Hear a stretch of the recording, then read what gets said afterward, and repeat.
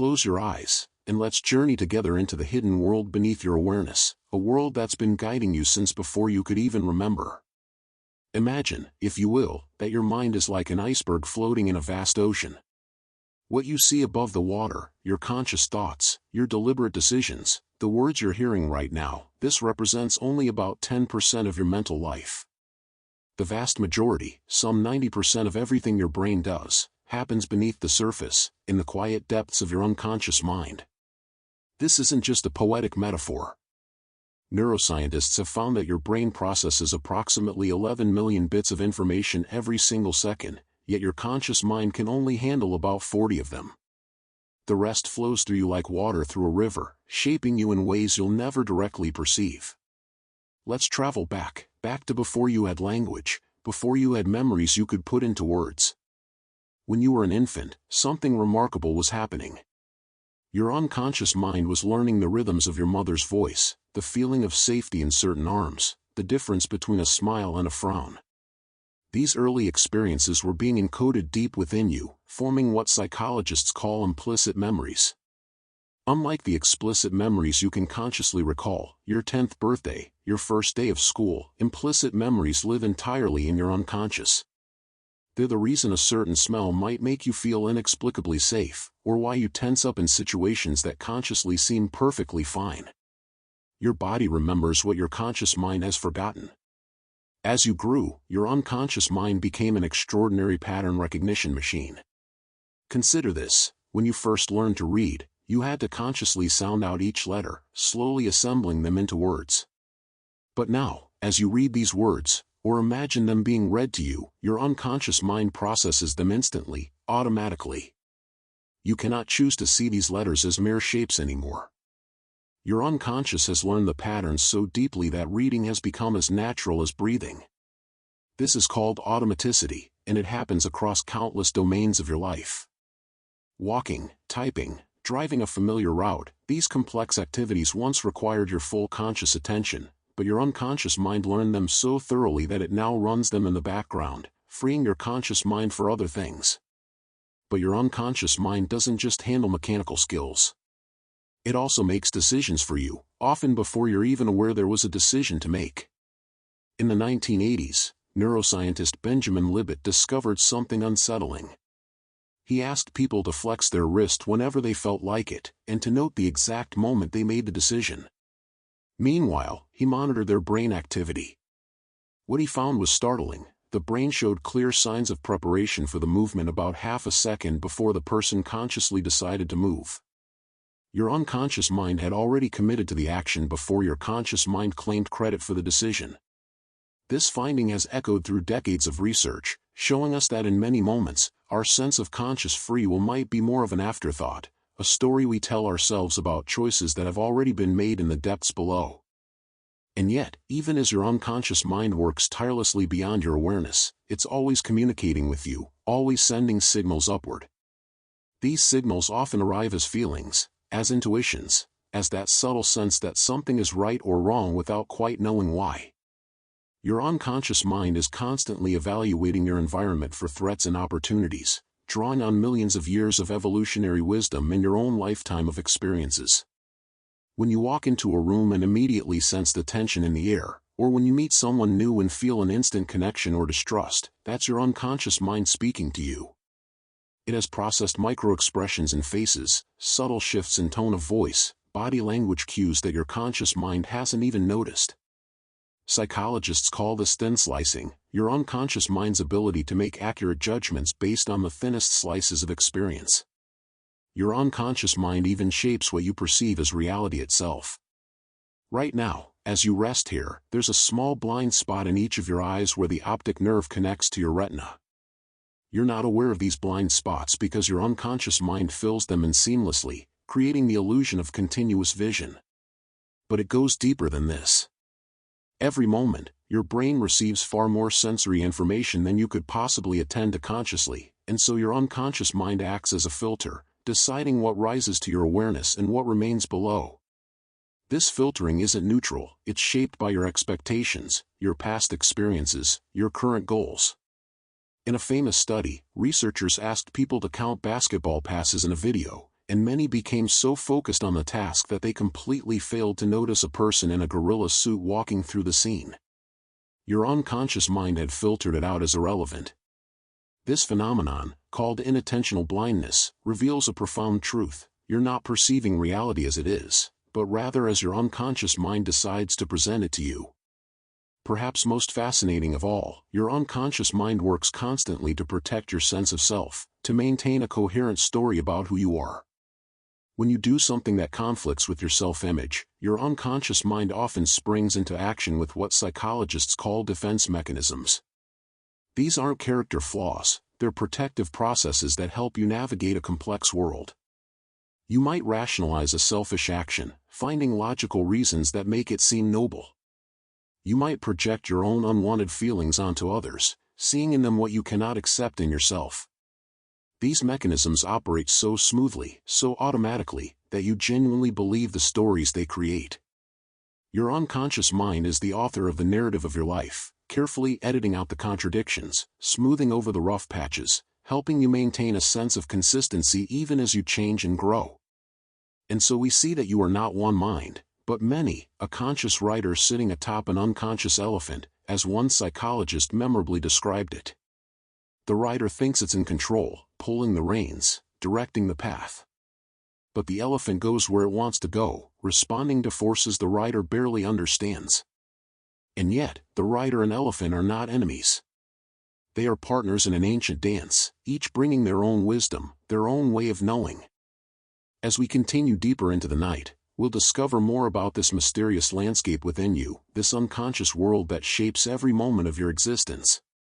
Let us drift now into the realm of dreams, where your unconscious mind reveals itself most freely, speaking in symbols and stories that bypass the rational gates of your waking consciousness. Every night, as you surrender to sleep, something remarkable happens. Your conscious mind releases its grip, and your unconscious mind begins to sort through the day's experiences, deciding what to keep and what to discard. During the stage of sleep called REM, rapid eye movement, your brain is nearly as active as when you're awake, yet your body is paralyzed, held still by a mechanism that evolved to keep you safe from acting out your dreams. And in this state, your unconscious mind weaves together fragments of memory, emotion, and imagination into narratives that would seem absurd to your waking mind. But these aren't random firings of neurons. Research suggests that your unconscious is processing emotional experiences, consolidating memories, even working through problems that stumped you during the day. There's a reason the phrase "sleep on it" exists. Your unconscious mind, freed from conscious interference, often arrives at solutions that eluded your deliberate thinking. Sigmund Freud famously called dreams the royal road to the unconscious, and while modern psychology has moved beyond many of his specific ideas, this insight remains profound. Your dreams speak in a language older than words, a language of images and feelings. When you dream of falling, of being chased, of showing up unprepared to an important event, your unconscious mind is processing anxieties that your conscious mind might minimize or rationalize away during waking hours. The content of dreams varies across cultures, shaped by the stories and symbols each culture provides, yet the emotional themes remain remarkably universal. Fear, desire, loss, triumph, these fundamental human experiences play out night after night in the theater of your unconscious mind. But your unconscious doesn't wait for sleep to communicate through symbols. It speaks to you throughout your waking life in ways you might mistake for random thoughts or slips of the tongue. Freud also gave us the concept of the Freudian slip, those moments when you say something you didn't consciously intend, when the wrong name emerges from your lips or an inappropriate word substitutes itself for the one you meant. Modern psychology has confirmed that these slips aren't random. They're windows into unconscious associations, wishes, or concerns that your conscious mind would rather keep hidden. When you call your new partner by your ex's name, your unconscious mind is revealing that some part of you is still processing that past relationship, still drawing comparisons, still carrying what hasn't been fully released. Your unconscious mind also expresses itself through what psychologists call projective tests. When shown an ambiguous image, a random inkblot, a vague picture, different people see dramatically different things. What you perceive in these ambiguous stimuli isn't random, it's shaped by your unconscious concerns, desires, and patterns of thinking. The Rorschach ink blot test, despite controversy about its scientific validity, reveals a deep truth. When reality is ambiguous, your unconscious mind fills in the blanks with its own content. This happens not just with ink blots but throughout your daily life. The way you interpret someone's neutral facial expression, the intentions you attribute to a colleague's ambiguous email, the meaning you find in coincidences, all of these are influenced by unconscious processes projecting your inner world onto the outer one. Consider, too, the phenomenon of priming, the way your unconscious mind can be influenced by stimuli you're not even aware you've encountered. In one fascinating study, researchers had participants hold either a warm cup of coffee or a cold cup of iced coffee while riding an elevator. Moments later, when asked to evaluate a stranger's personality, those who had held the warm cup rated the stranger as significantly warmer and more friendly than those who had held the cold cup. The physical sensation of warmth had unconsciously primed associations with emotional warmth, influencing judgments that the participants believed were objective. Your unconscious mind is constantly making these connections, linking concepts together in vast associative networks. When one node in the network activates, related nodes light up automatically, influencing your thoughts and behaviors in ways you never consciously recognize. This associative nature of the unconscious reveals itself most clearly in a phenomenon called the mere exposure effect. Simply put, the more times you're exposed to something, a face, a word, a melody, the more your unconscious mind comes to prefer it, even if you have no conscious memory of the previous exposures. Researchers have shown people images so quickly that they can't consciously register them, yet after repeated exposures, people report liking those images more than ones they've never seen.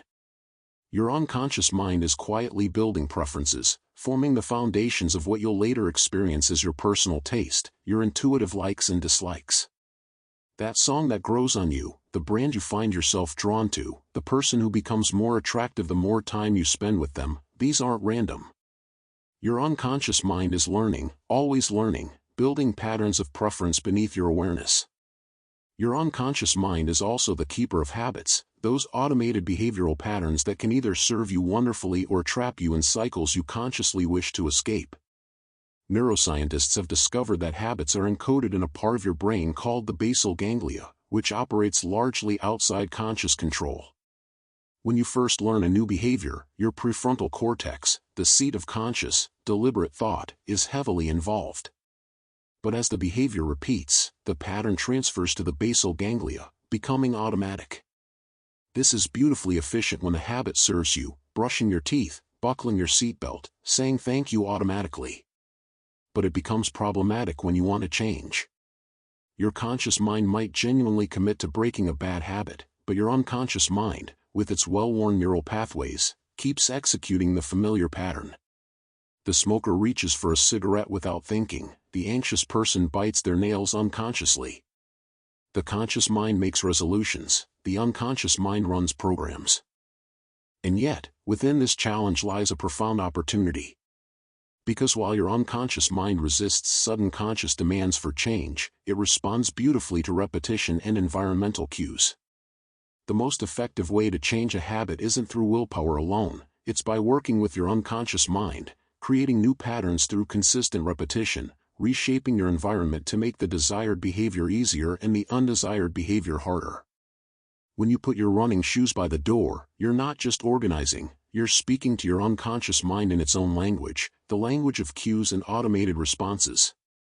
Over time, with patience and consistency, new neural pathways form, and what once required enormous conscious effort becomes as automatic as the old pattern was. Your unconscious mind, that vast elephant beneath the conscious rider, can be guided not by force but by gentle, persistent influence. As you rest here now, your own unconscious mind is at work, processing these very words, forming connections, storing what matters and releasing what doesn't. It knows what you need, even when you don't. And so we journey onward, discovering more about the hidden architect of your experience, the silent partner in every moment of your life. Beneath the surface of your awareness, your unconscious mind holds memories you cannot access, experiences that shaped you in ways your conscious mind will never fully understand. Let us explore these hidden chambers of your past, where your earliest experiences still echo through your present. There exists within you what psychologists call procedural memory, the memory of how to do things. When you ride a bicycle after years away from one, your body remembers. Your muscles know the balance, the subtle shifts in weight, the feel of the pedals beneath your feet. You might not be able to explain in words how to ride a bicycle, yet your unconscious mind holds this knowledge perfectly. This form of memory is so robust that people who have lost all ability to form new conscious memories due to brain damage can still learn new skills. Their conscious mind has no recollection of the practice sessions, yet their hands grow more skilled with each repetition. Your unconscious mind is learning constantly, encoding patterns and procedures that your conscious awareness never touches. This hidden learning extends far beyond physical skills.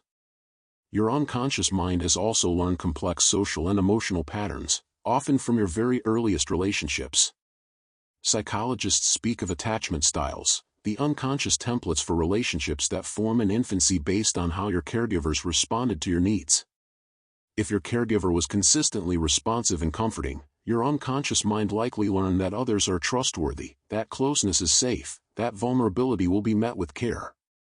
This becomes your unconscious expectation, shaping how you approach relationships throughout your life. But if your early experiences were inconsistent or frightening, your unconscious mind might have learned different lessons, that others are unpredictable, that closeness leads to pain, that you must be hypervigilant or completely self-reliant. These patterns operate so deeply that you experience them not as learned responses but as simply the way the world is, the way people are, the way love feels. Your unconscious mind also carries what Carl Jung called the collective unconscious, patterns and symbols that seem to emerge across all human cultures, regardless of individual experience. Jung noticed that certain images appear in myths, dreams, and art across vastly different societies: the wise old man, the great mother, the hero's journey, the shadow self. He proposed that these weren't learned through culture but inherited through our evolutionary history, archetypal patterns wired into the human psyche itself. While modern psychology debates Jung's specific formulations, the observation remains compelling. There are certain narratives, certain images, certain emotional patterns that resonate deeply with people everywhere, as if your unconscious mind recognizes them from somewhere ancient and shared. Within your unconscious mind lives what Jung termed your shadow, all the aspects of yourself that you've learned are unacceptable, that don't fit with your conscious self-image.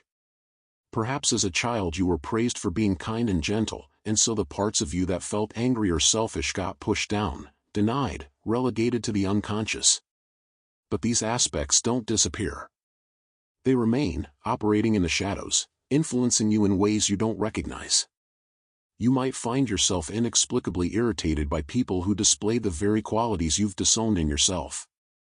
You might have sudden outbursts that seem to come from nowhere, your shadow breaking through when your conscious defenses are tired. The path to wholeness, Jung suggested, isn't to eliminate the shadow but to acknowledge it, to integrate it, to make conscious what has been unconscious. Your unconscious mind is also the source of what psychologists call cognitive biases, systematic patterns of deviation from rationality that you genuinely believe are logical thinking. Consider confirmation bias. Your unconscious mind tends to seek out, interpret, and remember information that confirms what you already believe, while dismissing or forgetting information that contradicts it. If you believe you're unlucky, you'll unconsciously notice every small misfortune while overlooking your good fortune. If you're convinced someone dislikes you, you'll interpret their neutral behaviors as hostile while explaining away their friendly gestures as politeness or manipulation. Your unconscious mind is not a neutral observer of reality, it's actively constructing your experience to maintain consistency with your existing beliefs and expectations. This happens so automatically, so convincingly, that you experience your biased perception as objective truth. Another powerful unconscious bias is the availability heuristic, your tendency to judge the likelihood of events based on how easily examples come to mind. If you've recently heard about airplane crashes, flying feels dangerous, even though statistically it's extraordinarily safe. If you know several people who've gotten divorced, marriage feels risky, regardless of the actual statistics. Your unconscious mind uses this mental shortcut because it's usually efficient. Common events are generally easier to recall than rare ones. But this shortcut can lead you astray, especially in the modern world where media coverage makes rare but dramatic events vivid and memorable. Your unconscious mind evolved in small communities where the available examples in your memory were reasonably representative of reality. Now, bombarded with global news and social media, your unconscious mind's shortcuts can paint a distorted picture of the world, making you fear what's rare and dismiss what's common. Your unconscious mind also engages in what's called motivated reasoning, the process of unconsciously deciding what you want to believe and then marshaling evidence to support that conclusion while ignoring contrary evidence. When you're evaluating information that affects your self-interest, your identity, or your deeply held values, your unconscious mind isn't a neutral judge weighing evidence impartially. It's an advocate, unconsciously building the case for what you want to be true. A devoted fan watching their team play will unconsciously see fouls committed by the opposing team while overlooking their own team's infractions. A person heavily invested in a stock will unconsciously find reasons to believe it will rise, dismissing warning signs. You genuinely feel you're thinking rationally, examining the evidence objectively, but your unconscious mind has already decided the conclusion and is selectively gathering support.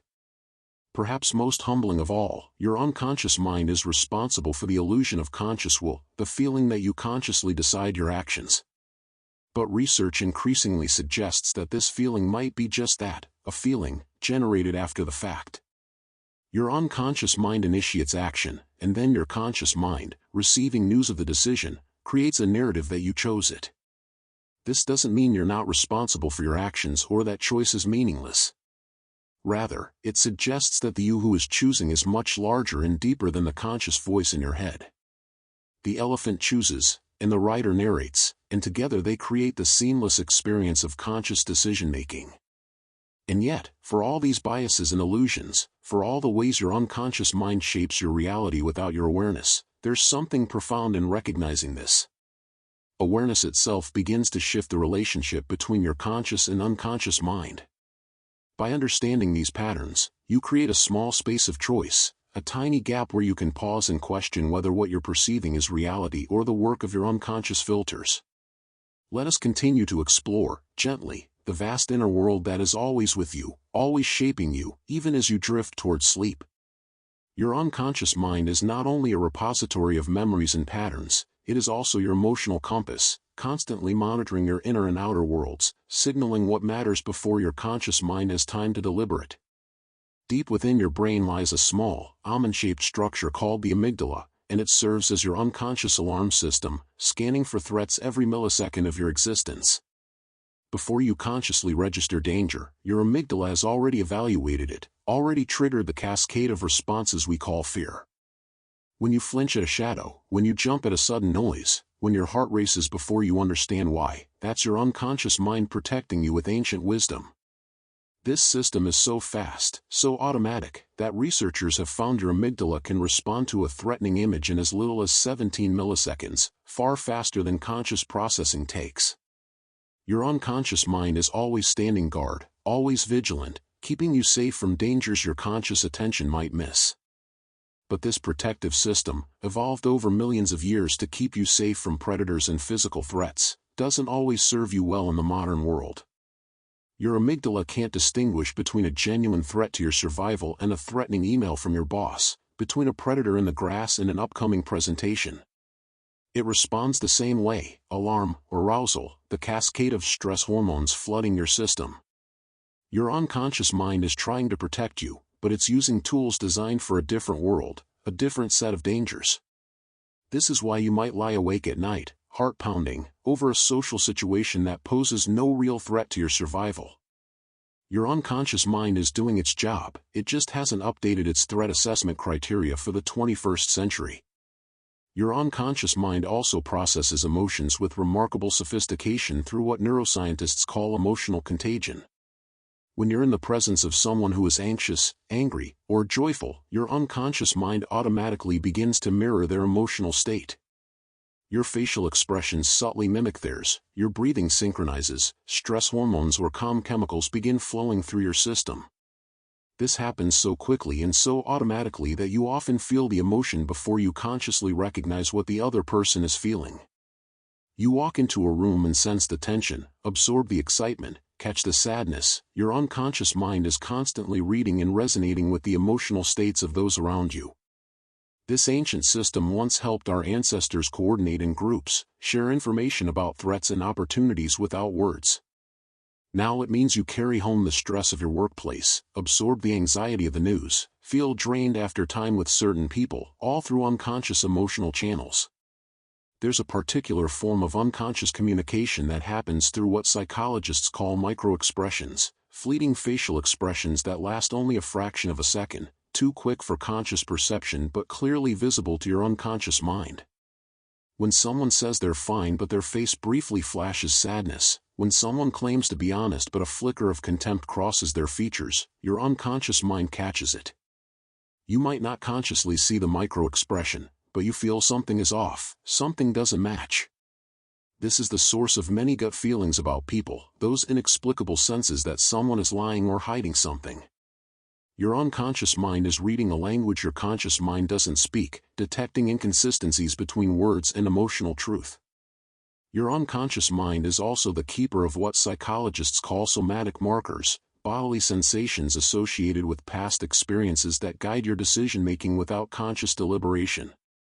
When you have a gut feeling about a decision, that's not metaphorical, it's your unconscious mind triggering actual sensations in your body based on pattern matching with past experiences. Neuroscientist Antonio Damasio studied people with damage to the parts of the brain that create these somatic markers and found they struggled terribly with decisions, even simple ones. Without these unconscious bodily signals, they could analyze options rationally but couldn't settle on choices. Your unconscious mind isn't irrational, it's processing vast amounts of information from your past and condensing it into a simple signal, the tightness in your chest that says this is wrong, the lightness that says this is right, the flutter that says pay attention here. This unconscious guidance system extends to your sense of intuition, that mysterious knowing without knowing how you know. Expert chess players often make brilliant moves without consciously analyzing all the possibilities. Their unconscious mind, trained by thousands of hours of play, recognizes patterns and possibilities before conscious analysis can unfold. Expert firefighters report knowing a building is about to collapse before they can articulate why. Their unconscious mind has integrated countless subtle cues that spell danger. This intuition isn't magic or mysticism, it's your unconscious mind processing information at a level of complexity and speed that conscious thought cannot match. The key is that intuition is most reliable in domains where you have extensive experience, where your unconscious mind has built rich pattern libraries. In unfamiliar territory, that gut feeling might be unconscious bias rather than wisdom. Your unconscious mind also shapes your perception of time itself in strange and wondrous ways. When you're engaged in something enjoyable, time seems to fly. When you're bored or suffering, it crawls. This isn't just subjective, your unconscious mind is actually altering your temporal perception based on your emotional state. In moments of intense fear or danger, your unconscious mind can even create the experience of time slowing down, giving you what feels like more time to respond to the threat. People in car accidents often report everything happening in slow motion. Your brain isn't actually processing faster, instead, your unconscious mind is encoding more densely, creating more detailed memories, which creates the retrospective experience of expanded time. Your sense of now, of duration, of the passage of time, all of these are constructions of your unconscious mind, adjusted moment by moment based on what's happening and what it means to you. Consider too how your unconscious mind creates the experience of the present moment itself through what neuroscientists call the specious present, the window of time that feels like now. The physical signals from your eyes, ears, and skin arrive at your brain at different speeds and are processed at different rates, yet you experience them as synchronized, as happening together in a unified present moment. Your unconscious mind is constantly adjusting these signals, delaying some and accelerating others, creating the seamless illusion of a single present time. When you see someone clap their hands, the sight and sound seem to occur simultaneously, but in reality, they reached your brain at different times. Your unconscious mind has learned to adjust for these differences, constructing your experience of now from signals that arrived in slightly different whens. And in this constructed present moment, your unconscious mind is also generating your sense of being a continuous self across time. When you wake each morning, you don't wonder who you are, you automatically know. Your unconscious mind has maintained the thread of identity through the darkness of sleep, through the strangeness of dreams, through all the changes you've undergone since childhood. This sense of continuous identity is so fundamental that you rarely question it, yet it too is a construction, a narrative your unconscious mind tells to bind together millions of moments and changes into the experience of being a coherent you. Rest now in this knowledge, knowing that your unconscious mind is here, always here, weaving together the fabric of your experience, moment by moment, breath by breath. Let us now turn our attention to how your unconscious mind shapes not just your perceptions, but your very sense of who you are, the stories you tell about yourself, the way you move through the world. Your unconscious mind holds what psychologists call your implicit self-concept, the automatic associations you have about yourself that exist below conscious awareness. While you might consciously believe you're confident, your unconscious mind might harbor deep associations between yourself and inadequacy, formed long ago in childhood and never fully examined. Researchers can measure these implicit beliefs through reaction time tests, and they've found something both humbling and hopeful. Your conscious beliefs about yourself and your unconscious associations often don't match. This gap explains why you might consciously commit to change yet find yourself falling into the same patterns. Your unconscious self-concept is quietly steering you back toward behaviors that match its hidden beliefs. The person who consciously wants success but unconsciously believes they're unworthy will find ways to self-sabotage. The person who consciously seeks connection but unconsciously learns that closeness means danger will unconsciously push people away.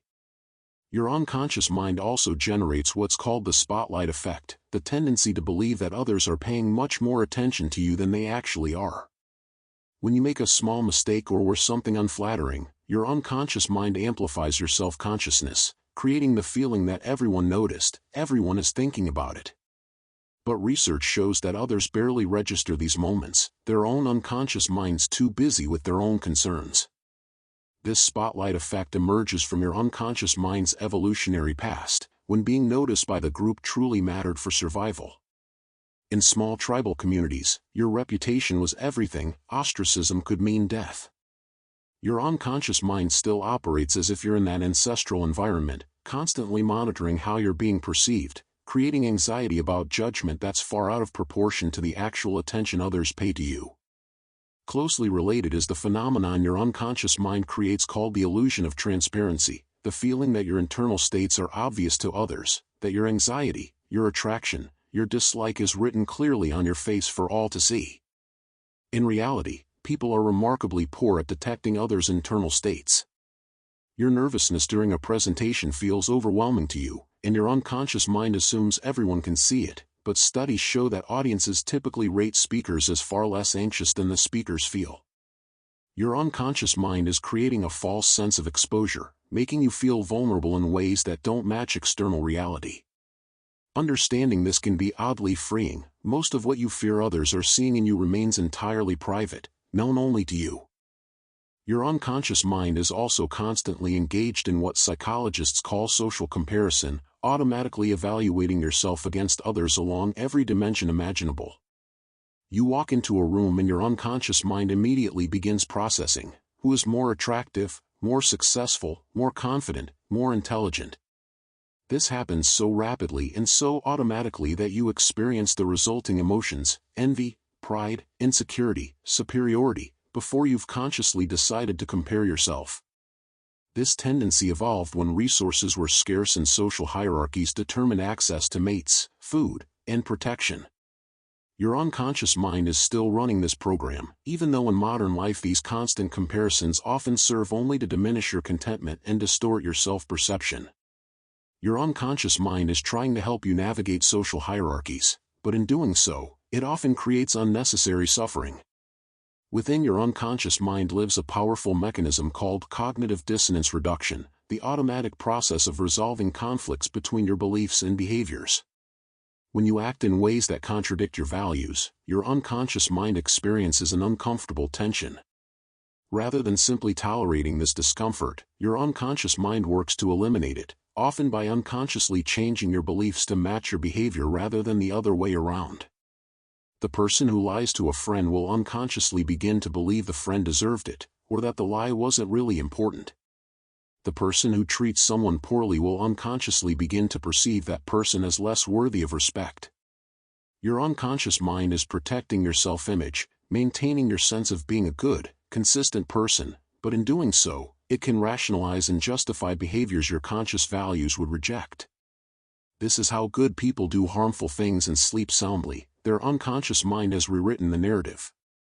Your unconscious mind also contains what researchers call implicit prejudices, automatic associations between social groups and traits that exist below conscious awareness and often contradict your conscious values. Even people who consciously oppose prejudice and discrimination often harbor unconscious biases formed through cultural exposure, media representations, and societal messages absorbed since childhood. When you meet someone from a different background, your unconscious mind may trigger automatic associations, assumptions about intelligence, trustworthiness, competence, before you've exchanged a word. These implicit biases influence split-second decisions: who gets hired, who gets helped, who gets suspected, who gets trusted. The troubling reality is that your unconscious mind learned these associations from a biased world, and simply deciding consciously that you won't be prejudiced doesn't erase what's been encoded at the unconscious level. Awareness helps, creating moments where you can pause and question your automatic reactions, but the unconscious associations remain, requiring ongoing vigilance to prevent them from shaping your behavior. Your unconscious mind creates another powerful phenomenon in your relationships called transference, the tendency to unconsciously relate to new people as if they were significant figures from your past. When you meet someone who reminds you unconsciously of your critical father, you might find yourself becoming defensive or seeking approval in ways that seem disproportionate to the actual relationship. When a colleague's mannerisms trigger unconscious associations with a beloved mentor, you might automatically trust them more than the circumstances warrant. Your unconscious mind is pattern matching, trying to predict how to navigate new relationships based on old experiences. This can be helpful when the patterns match, but it often leads you to react to the ghosts of your past rather than the person actually before you. In therapy, recognizing transference, the way clients unconsciously project past relationships onto the therapist, is often the key to understanding and healing old wounds. The unconscious mind also generates what's called the Benjamin Franklin effect, named after an observation he made about a curious pattern in human behavior. When you do a favor for someone, your unconscious mind works to justify the effort you've expended. Rather than simply acknowledging you helped someone you don't particularly like, your unconscious mind shifts your perception: you must like them, or why would you have helped? The dissonance between action and attitude gets resolved by changing the attitude. Your unconscious mind creates consistency by rewriting your feelings to match your behaviors. This means that sometimes the path to changing how you feel about someone isn't to wait until you like them to be kind, it's to be kind first, and let your unconscious mind catch up.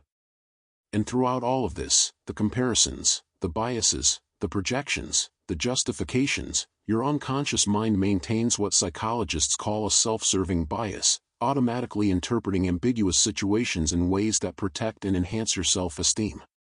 When things go well, your unconscious mind attributes success to your abilities and efforts. When things go poorly, it finds external factors to blame: bad luck, others' interference, impossible circumstances. This asymmetry happens so automatically that you experience it as objective reality rather than self-serving interpretation. Your unconscious mind is your most loyal advocate, always working to maintain your positive self-regard, even when honest self-reflection might serve you better.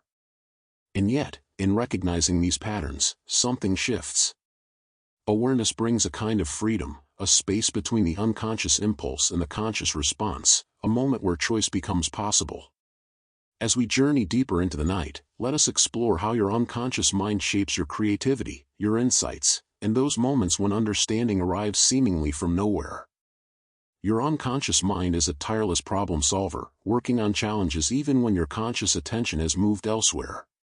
Researchers have found that when people struggle with a difficult problem and then take a break, sleep on it, go for a walk, think about something else, they often return with the solution. This is called incubation, and it reveals that your unconscious mind continues processing in the background, making connections your conscious mind missed, approaching the problem from angles your deliberate thinking couldn't access.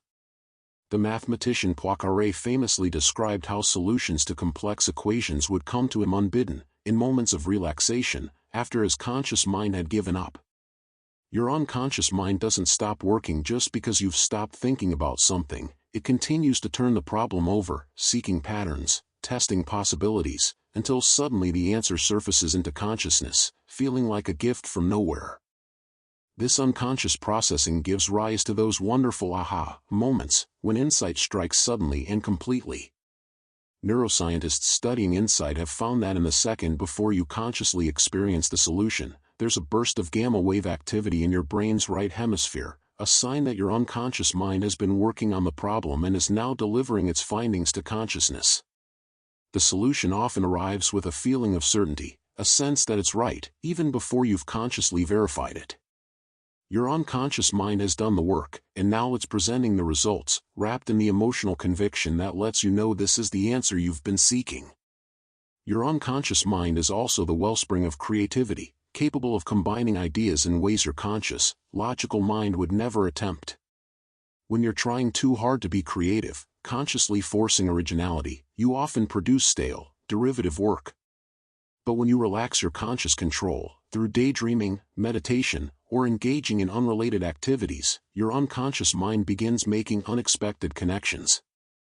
Ideas that seem unrelated to your conscious mind are linked by unconscious associations. The artist who finds inspiration in the curve of a stranger's shadow, the scientist who solves a problem by thinking of it as if it were a completely different problem, the musician who dreams a melody, all of these emerge from the unconscious mind's vast associative network, where everything is potentially connected to everything else. There's a state of consciousness where your unconscious mind comes particularly alive in creative ways, the hypnagogic state, that twilight zone between waking and sleeping. As you drift towards sleep, your conscious mind's grip loosens, and your unconscious mind begins generating vivid imagery, strange thoughts, and unusual connections. Salvador Dali famously used this state for artistic inspiration, holding a spoon over a metal plate and allowing himself to doze. When he fell fully asleep, the spoon would fall, wake him, and he would capture the surreal imagery from that threshold state. Thomas Edison used a similar technique with ball bearings. Your unconscious mind, freed from conscious constraints but not yet fully lost to sleep, produces some of its most creative and surprising work in these in-between moments. Your unconscious mind also experiences what psychologists call cryptomnesia, hidden memories that emerge as if they were original ideas. You might think you've created something entirely new, a story, a melody, a solution, only to discover later that you encountered it before and forgot. Your unconscious mind retained the information, but the conscious memory of encountering it was lost. When it resurfaces, it feels novel, original, yours. This isn't deliberate plagiarism, it's the unconscious mind offering up its contents without marking them as memories.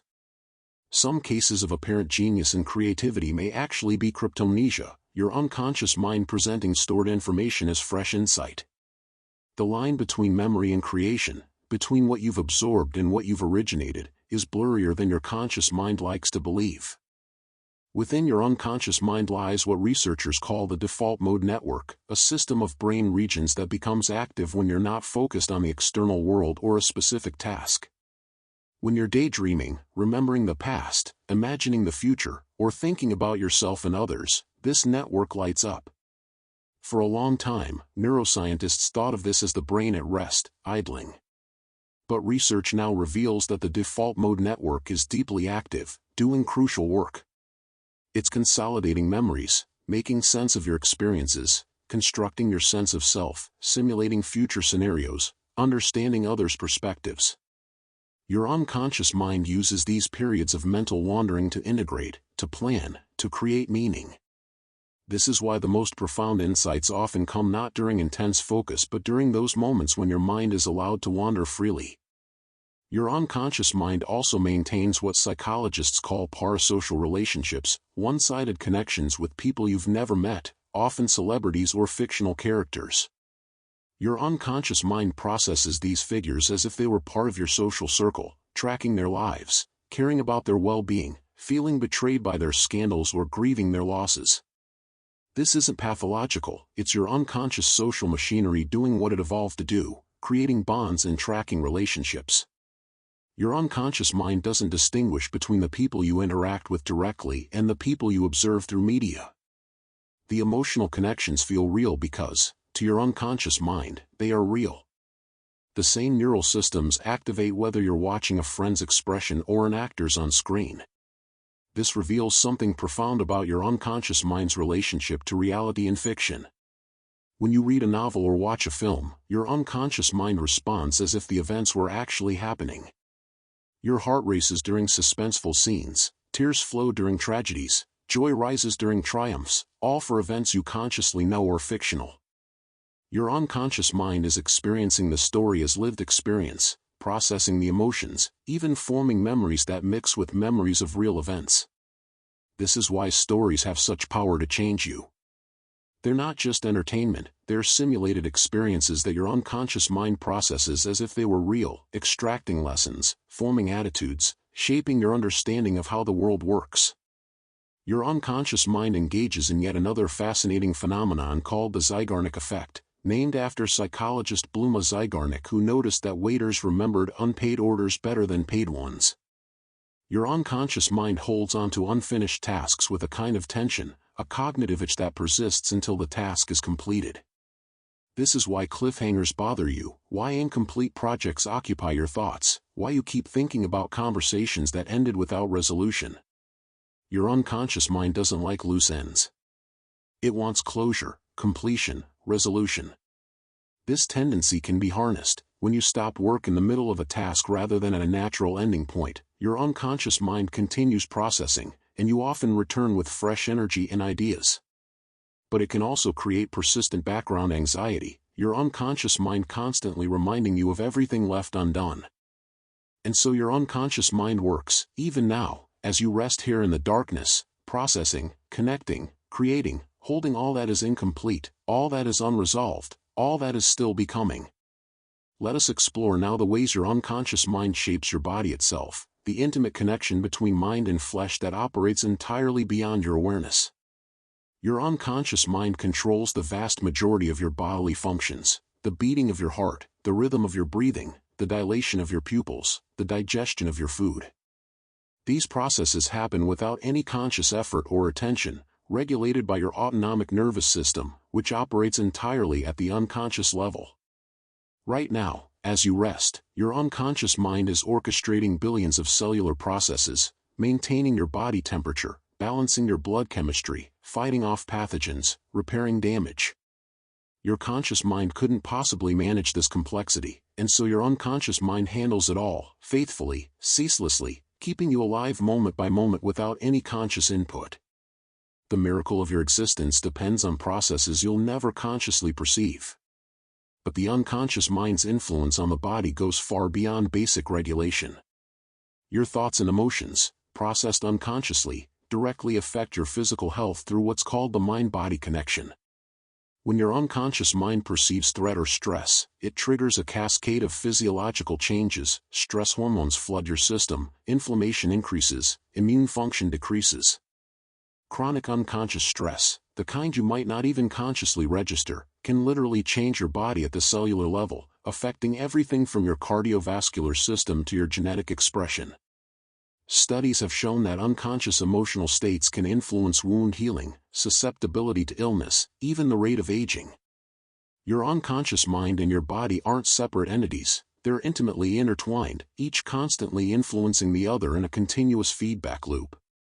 This connection reveals itself dramatically in the phenomenon of psychosomatic symptoms, real physical symptoms generated by unconscious psychological processes.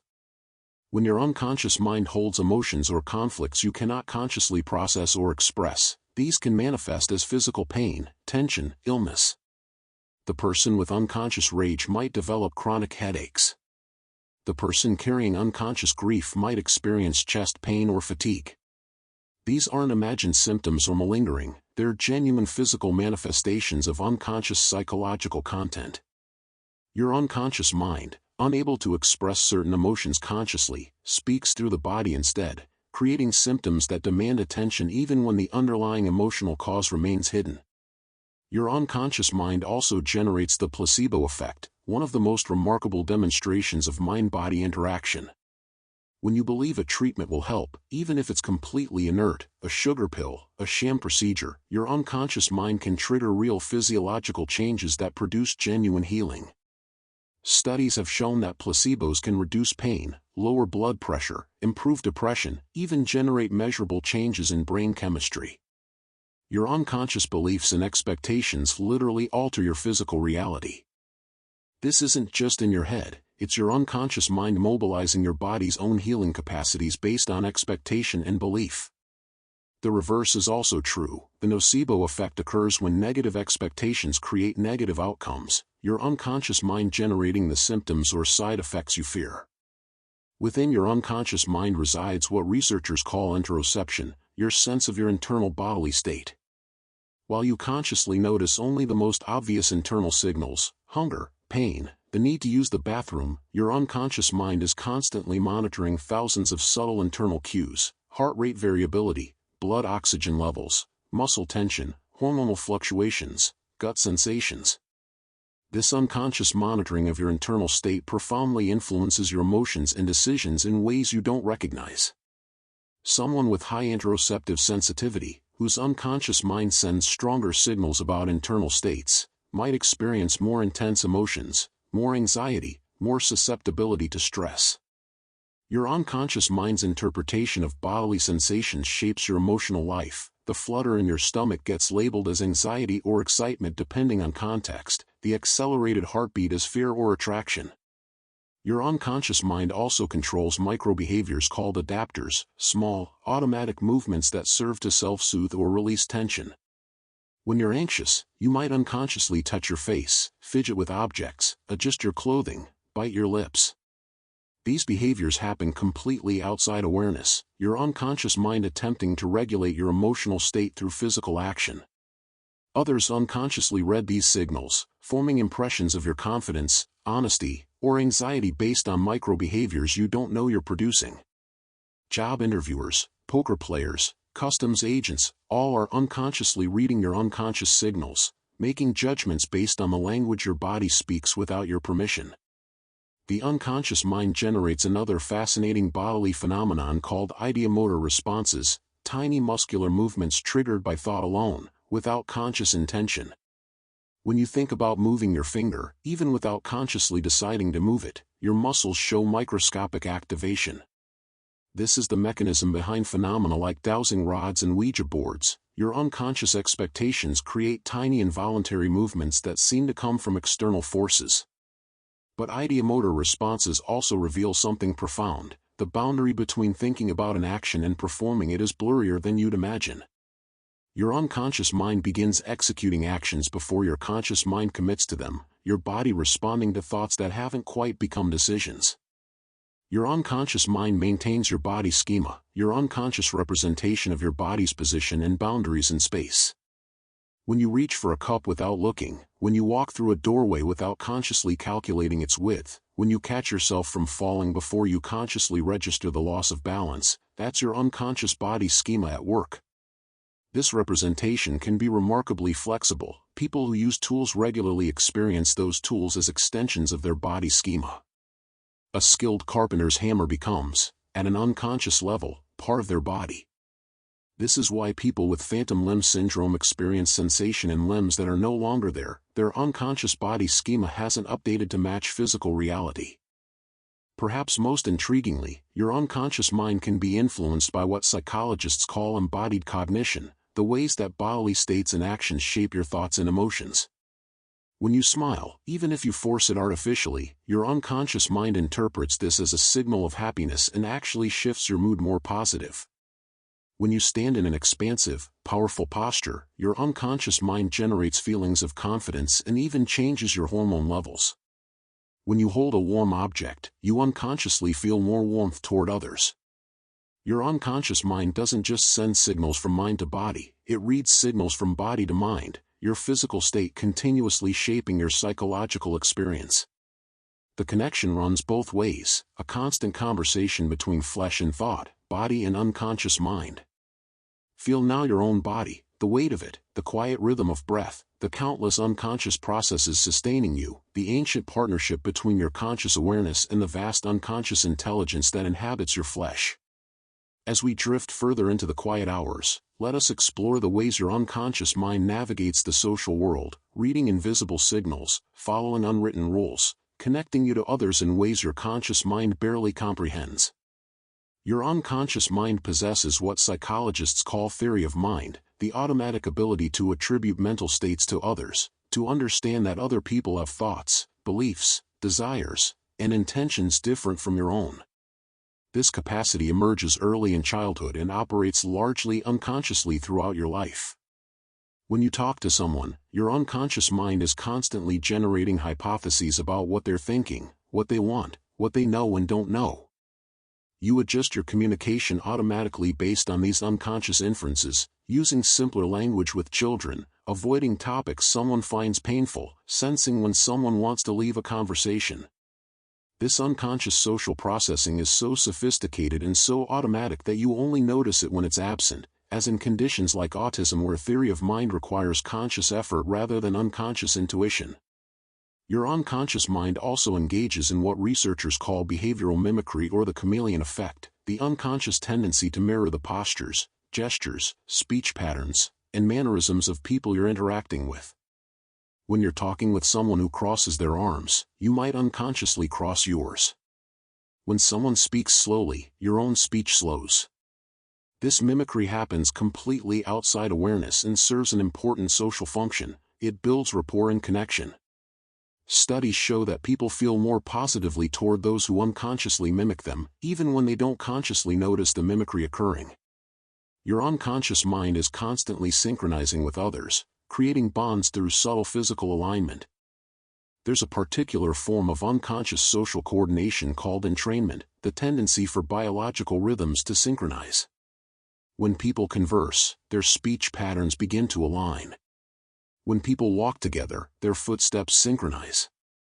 When romantic partners spend time together, even their heart rates and breathing patterns can begin to coordinate. This entrainment happens at the unconscious level, your body and nervous system automatically adjusting to match those around you. It's an ancient mechanism for social bonding, a way of creating literal physiological harmony. When you say you're in sync with someone, you're describing something that's not merely metaphorical but physically real, orchestrated entirely by unconscious processes. Your unconscious mind constantly reads and generates what anthropologists call display rules, culturally specific norms about when and how to express emotions. These rules vary dramatically across cultures but operate unconsciously once learned. In some cultures, direct eye contact signals respect and honesty. In others, it's confrontational or disrespectful. In some cultures, emotional restraint is valued, in others, expressive display.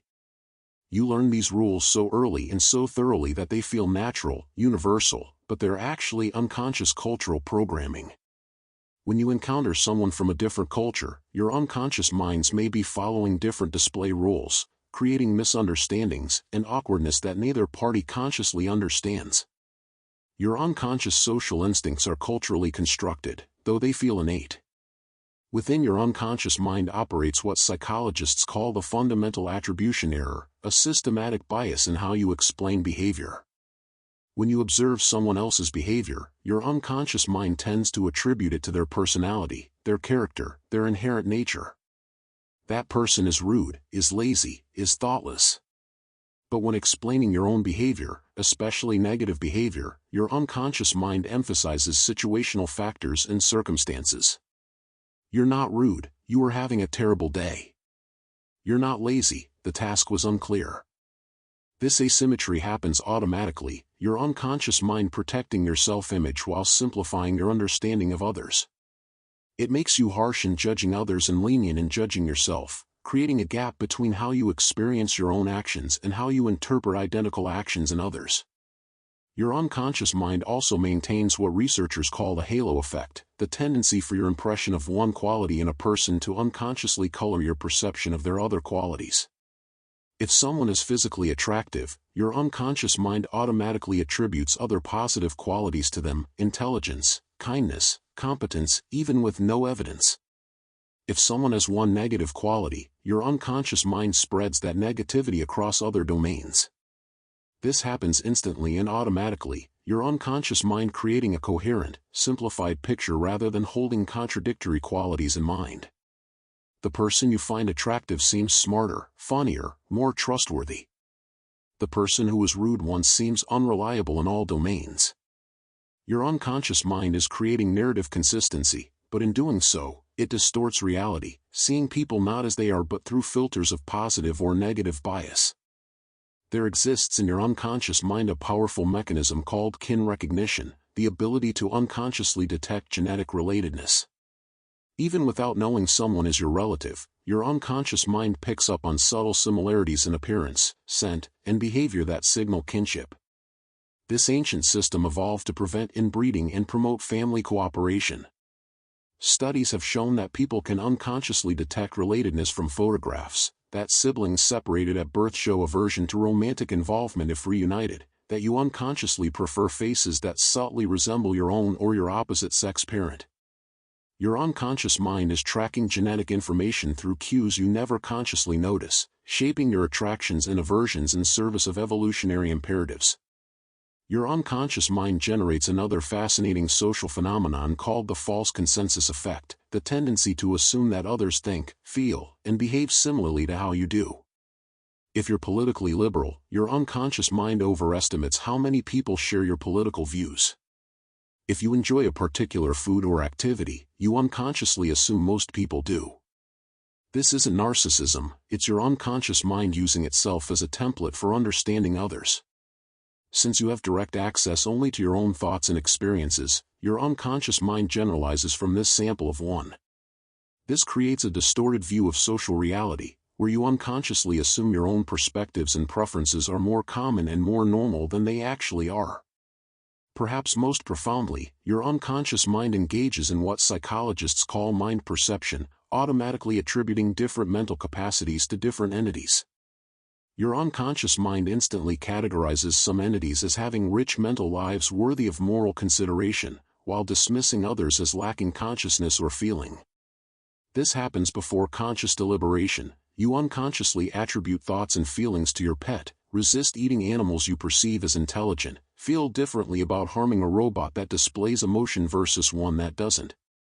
Your unconscious mind is constantly making rapid judgments about what can think, what can feel, what deserves moral consideration. These unconscious attributions profoundly shape your ethical behavior, determining whom and what you include in your circle of moral concern. And so you navigate the social world not through conscious calculation but through unconscious intuition, your mind reading minds, your nervous system syncing with others, your ancient brain following rules older than language, connecting you to the human family in ways both beautiful and flawed. Let us journey now into the deeper mysteries, the ways your unconscious mind shapes your sense of meaning, purpose, and connection to something larger than yourself. Your unconscious mind holds what psychologists call existential anxiety, a deep, often unarticulated awareness of your own mortality and the fundamental uncertainties of existence. This anxiety doesn't always rise to conscious awareness, but it operates constantly in the background, influencing your choices, your beliefs, your behaviors. Terror management theory suggests that much of human culture, our religions, our achievements, our pursuit of legacy, exists to help manage this unconscious anxiety about death. When mortality becomes salient, even unconsciously, people cling more tightly to their cultural worldviews, their self-esteem, their sense of symbolic immortality. Your unconscious mind is working constantly to shield you from the full weight of existential awareness, constructing meaning, purpose, and continuity as buffers against the void. This unconscious search for meaning manifests in what psychologists call apophenia, the tendency to perceive meaningful patterns in random information. Your unconscious mind is so invested in finding meaning that it creates it even where none exists. You see faces in clouds, find messages in coincidences, detect conspiracies in random events. This isn't a flaw, it's a feature. Your ancestors who saw patterns that weren't there sometimes wasted energy, but those who failed to see patterns that were there didn't survive. Your unconscious mind inherited this bias toward pattern detection, and so it finds connections, meanings, and purposes everywhere, creating a sense that the universe is more ordered, more meaningful than random chance would suggest. In a chaotic world, your unconscious mind is constantly weaving narrative threads, creating the experience of living in a story rather than a meaningless sequence of events. Your unconscious mind also experiences what researchers call the illusion of control, the tendency to believe you have influence over outcomes that are actually determined by chance. When you roll dice, you might unconsciously roll harder for higher numbers, as if your physical force could influence the outcome. When you buy lottery tickets, you might prefer to choose your own numbers rather than random ones, unconsciously believing your choices are more likely to win. This illusion emerges from your unconscious mind's need to feel agency and control in an uncertain world. Feeling helpless is psychologically intolerable, and so your unconscious mind generates the comforting illusion that you have more control than you actually do, allowing you to take action, make plans, maintain hope even in situations where your influence is minimal or non-existent. Within your unconscious mind lives what Jung called the numinous, experiences of awe, wonder, and transcendence that point towards something beyond ordinary reality. When you stand before a vast landscape, when you're moved by profound music, when you feel a sense of connection to all of existence, your unconscious mind is generating these experiences. They feel like encounters with something external, something other, but they're also processes within your own psyche. Your unconscious mind has the capacity to create experiences that transcend the boundaries of your individual self, moments where you feel dissolved into something larger. These experiences, whether interpreted religiously, spiritually, or secularly, emerge from unconscious processes that seem designed to connect you to something beyond the narrow confines of ego and everyday consciousness. Your unconscious mind engages in what psychologists call future self-continuity, the unconscious sense of connection between your present self and your future self. People vary in how strongly they experience this continuity. Those with strong future self-continuity feel deeply connected to their future selves and make decisions accordingly, saving money, exercising, studying. Those with weak future self-continuity experience their future self almost as a stranger, leading to present-focused choices that harm the person they'll become. This sense of continuity operates unconsciously, coloring every decision about trade-offs between present pleasure and future well-being. Your unconscious mind's sense of whether your future self is really you profoundly shapes the trajectory of your life. Your unconscious mind maintains what researchers call implicit life narratives, the unconscious stories you tell about who you are, where you've come from, and where you're going. These narratives organize your memories, giving them coherence and meaning.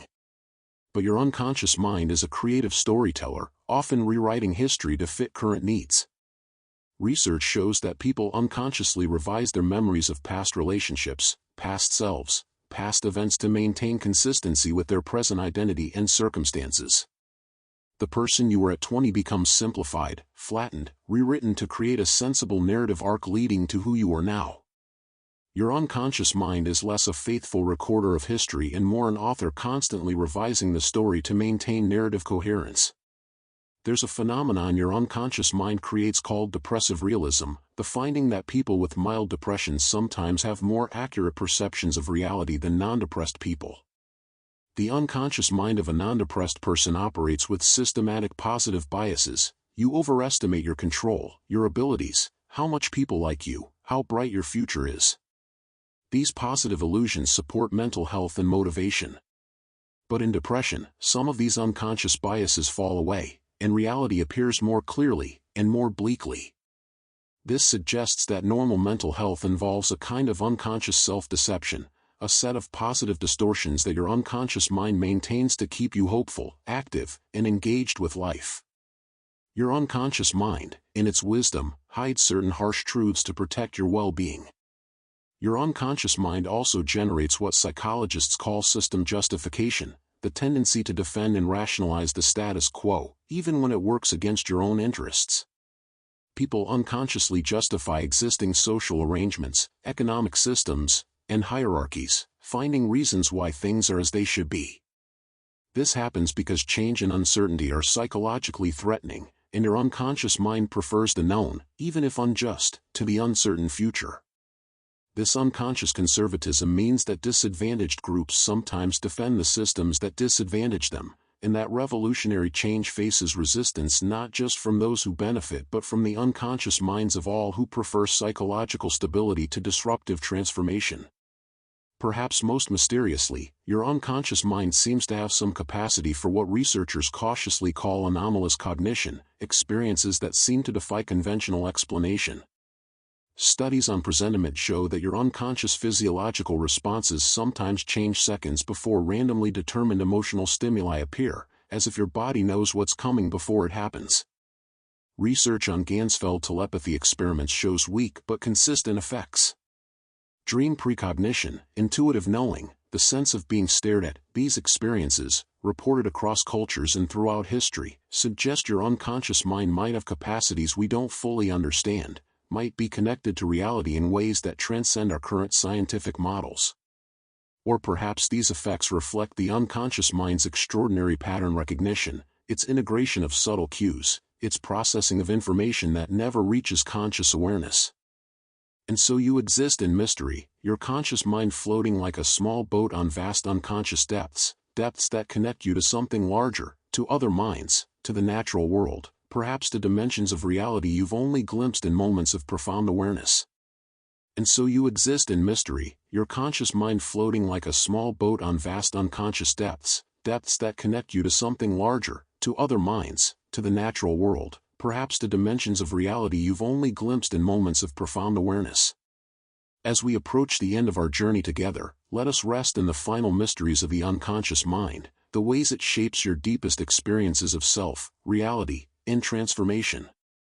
Your unconscious mind contains what psychologists call ego depletion, a limited resource of mental energy that depletes throughout the day as you make decisions and exert self-control. Each choice, each moment of resisting temptation, each act of focusing your attention draws from this unconscious reservoir.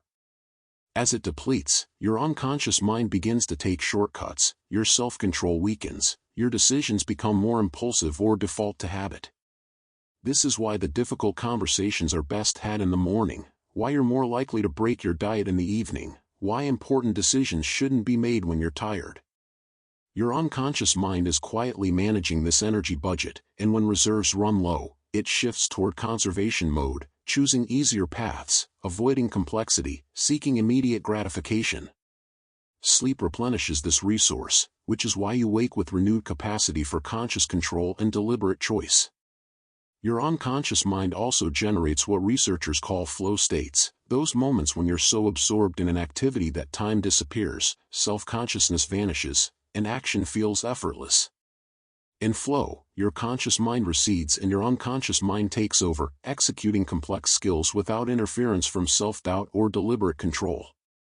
Athletes call it the zone, artists call it inspiration, but the mechanism is the same, your unconscious competence operating at peak efficiency, freed from the clumsy interference of conscious thought. These states feel transcendent, but they're the natural result of matching high skill with high challenge, creating conditions where your unconscious mind can operate at its full capacity. Flow is perhaps the purest experience of your unconscious mind in action, capable, creative, completely present. Within your unconscious mind resides what attachment theorists call the internal working model, a deep unconscious template of how relationships work, formed in your earliest experiences with caregivers and continuously shaping your adult connections. This model operates as a filter, unconsciously guiding whom you're attracted to, how you interpret others' behavior, what you expect from intimacy. If your early experiences taught your unconscious mind that love is conditional, that closeness leads to abandonment, that vulnerability is dangerous, these lessons shape every relationship you enter, creating self-fulfilling prophecies.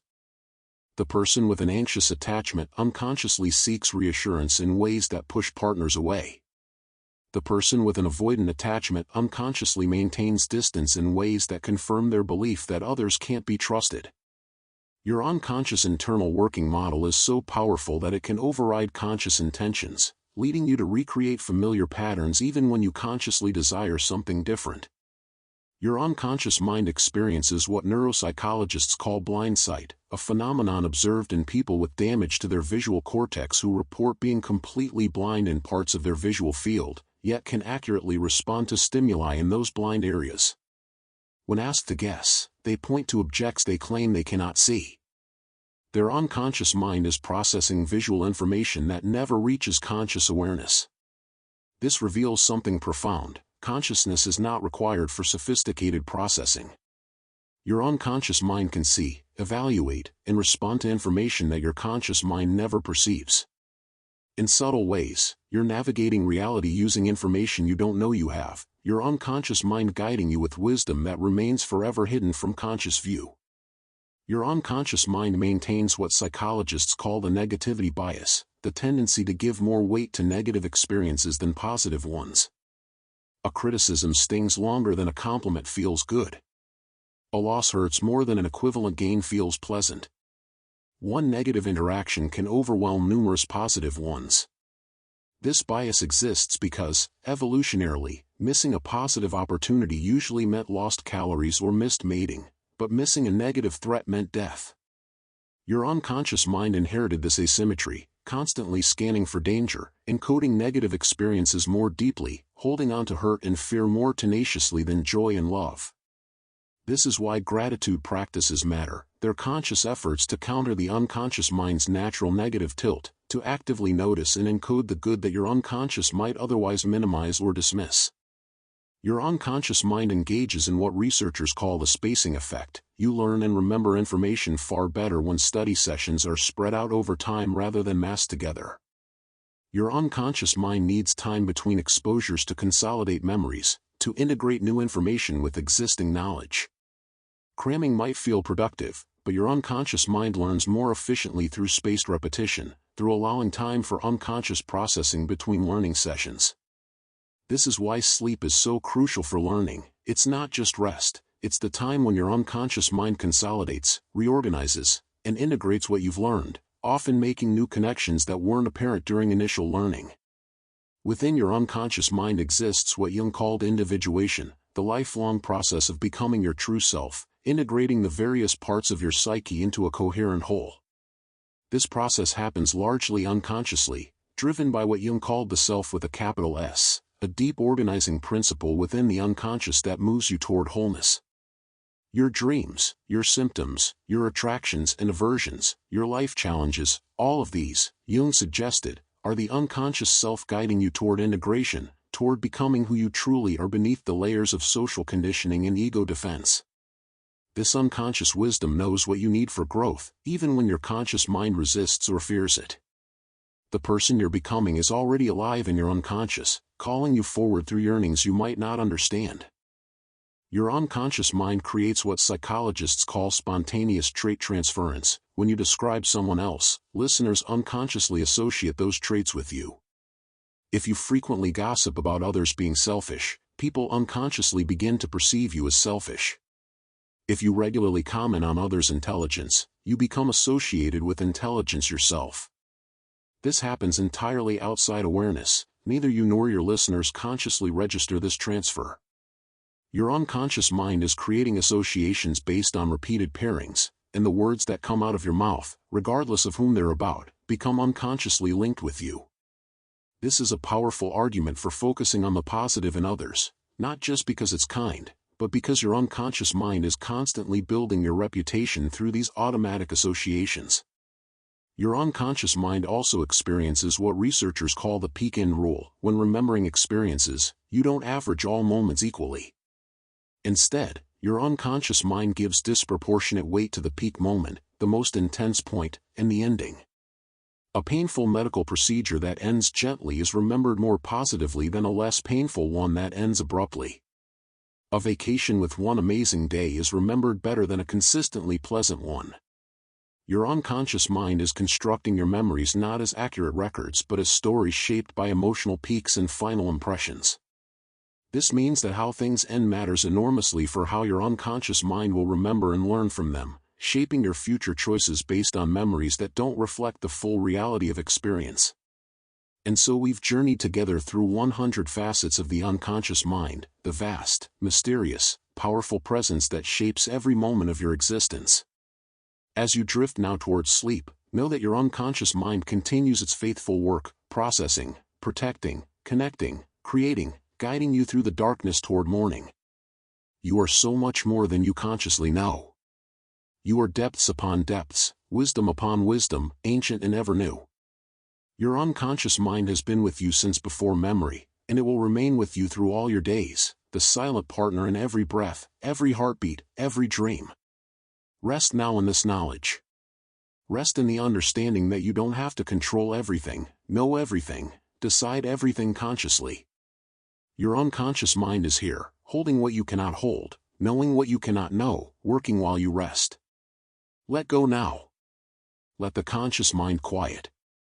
Let the vast unconscious take over, as it does every night, carrying you into sleep, into dreams, into the deep restoration that comes when you finally release the illusion of control and trust the ancient wisdom that lives within you.